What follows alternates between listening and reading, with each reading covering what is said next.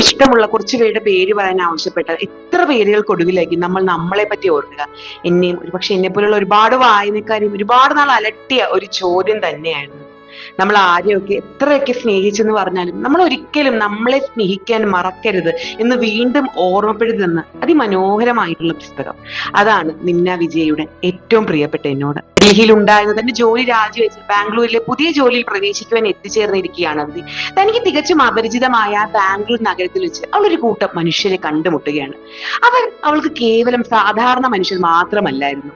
താൻ കാരണങ്ങളൊന്നുമില്ലാതെ വെറുത്തു തുടങ്ങിയ ആ ബാംഗ്ലൂർ നഗരത്തിൽ അവളെ പിടിച്ചു നിർത്തിയ കുറച്ച് മനുഷ്യർ തന്നെയായിരുന്നു അവർ. ഏറ്റവും പ്രിയപ്പെട്ട എന്നോട് ഈ പുസ്തകത്തിലെ ഓരോ അധ്യായങ്ങളും ഓരോ വാചകങ്ങളും ഓരോ വരികൾ പോലും നിന്ന വിജയ് എന്ന എഴുത്തുകാരി നമ്മളെ പോലെയുള്ള ഓരോ വായനക്കാരുടെയും ജീവിതത്തിൽ നിന്ന് അടർത്തിയെടുത്ത് എഴുതിയതുപോലെയാണ് പല വായനക്കാർക്കും അനുഭവപ്പെട്ടുള്ളത്. അത്രമേൽ ഓരോ വായനക്കാരന്റെയും ഹൃദയത്തോട് ചേർത്ത് നിർത്തുവാൻ സാധിക്കുന്ന രീതിയിലാണ് എഴുത്തുകാരി പുസ്തകം എഴുതിയിരിക്കുന്നത്. മനോഹരമായ ഒരു പുസ്തകം എന്നതിനോടൊപ്പം ഈ ഒരു പുസ്തകത്തെ വിശേഷിപ്പിക്കുവാൻ ഞാൻ ആഗ്രഹിക്കുന്നത് പല വായനക്കാരുടെ മുടങ്ങിക്കടന്ന വായനയെ പൊടിതട്ടി എടുക്കുവാൻ പ്രോത്സാഹിപ്പിച്ച, പ്രേരിപ്പിച്ച, സഹായിച്ച ഒരു പുസ്തകം എന്നുകൂടിയാണ്.